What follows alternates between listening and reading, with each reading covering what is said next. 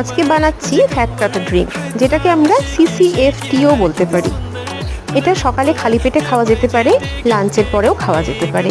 তার জন্য আমাদের লাগছে ধনে, জিরে এবং মৌরি, তিনটেই সমপরিমাণে, খুব বেশি নেব না। যে চামচটা দেখাচ্ছি সেই চামচের হাফ চামচ করে প্রত্যেকটা নেব। এবার গ্যাসে একটা প্যান বসিয়ে দেব। বড় গ্লাস হলে 1 গ্লাস জল দেব, ছোট গ্লাস হলে 2 গ্লাস জল দেব। এরপরে ধুয়ে রাখা জিরে, ধনে এবং মৌরি সবগুলো ঢেলে দেব ওই প্যানের মধ্যে।